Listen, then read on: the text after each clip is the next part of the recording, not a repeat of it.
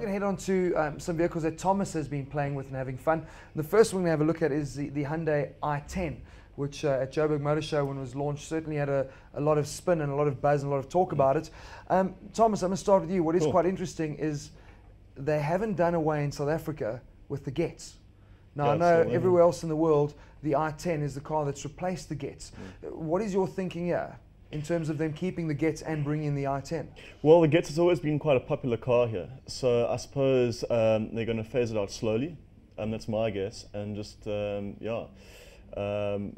bring it in as an alternative, you know, because it's slightly cheaper than the Gets. Well, I think that's what we're getting to. I think looking at the economic situation at the moment, that entry-level car, the i10 basically is a spec'd-up Gets, really. Sure, it's got a whole new look, but in terms of your specs you're not getting that on the Gets, but obviously people who can't afford the i10 and are going to be getting into that. So I guess that's a strong statement. Talk us through the vehicle to drive. Yeah, look, I mean, I'm not a big fan of cheap cars normally, but the i10 was actually, you know, I drive a cheap car. Yeah, but you know, your and I wouldn't mess with Vasily. I mean, your he's a muscle car wrapped up in one. You know, but the i10 is it's an impressive machine. It handles well for its size and price. It's actually quite quick around town, and even out on the highway, it's, you know, it'll cruise quite happily at like 140.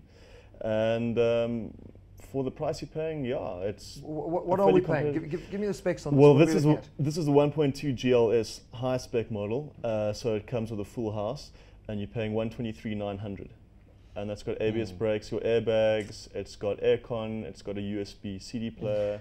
Mags, the whole thing. Well priced. Very well priced, but the real test for performance is when you fully loaded and you're trying to overtake this big beer truck on the N3 and it's in the dark. And you're taking a trailer. And you take a trailer.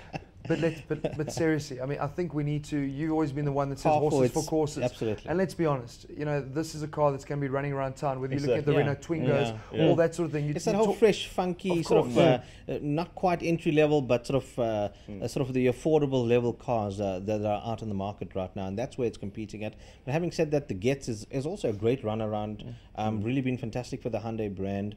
Very popular car. People love to drive it. Popular with women drivers as well. And hey, if it's selling, why not? You know, look at just keep it there. Yeah. Look at Volkswagen with the City Golf. With the City Golf. If it ain't if you don't get ABS, you don't get an airbag. Well, you see, that's the important elements we need to throw in here. I mean, all those cars should come standard. Just out of interest, I mean, we're actually going to be featuring the Hyundai i10 next week on Ignition, so it'll be quite fun to see when we drive it what our impressions of that are. But let's move on now, and I'm going to bring Vasily in here as well, because we're heading closer to a brand that he feels very strongly about. Thomas, you also drove a car that we featured a few weeks back. That's correct. Which was the Fiat. Yeah, with the 1.4 T-Jet, man, and I know I love that car. Me too. Your impression? I thought it was fabulous. So I think it's quite good value. I love that front end. It looks like an old Maserati coupe.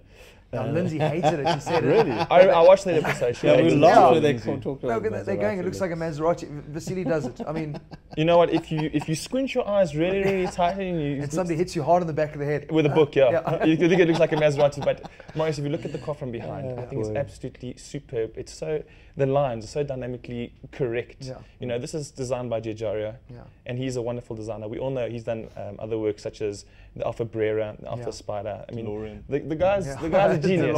The guy's a genius, and that motor is absolutely superb. Well, I think that's it. I mean, Thomas, our main selling point in this car was for 180,000 for the 5-door. You're getting a car that you can drive in Gauteng with 88 kilowatts and a 1.4 that's got torque from the go-get. A lot of torque. From 1,700 RPM. It's an amazing car. At high speed. We were sitting, I think, at over 200 km an hour on this lovely stretch of road. Of course you weren't. You were doing 120. In a controlled environment.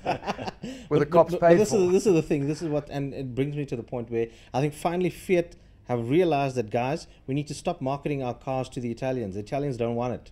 And market it to us Greeks. Look, the Greeks are buying it, the Portuguese are buying it, the Indians and black guys are buying it. They love it for the styling, they love it for its for the performance. And here's a Fiat that is performing well, a Fiat that is just phenomenal up here at the Gauteng altitude, and that's what the selling point of it is. Let me tell you what's so great about this car, if I may. for what's it, 190, 175 odd grand, you're getting the power of what's mini pumping out 88 kilowatts from 1.6. You're not losing that 17% at the reef, number one. Number two, small capacity engines is the way to go. Emissions are low, fuel consumption is low. Way better. And number four, and I think this is the most impressive thing about this car, is the 5-star NCAP Euro Safety Award. For less than 200,000 Rand.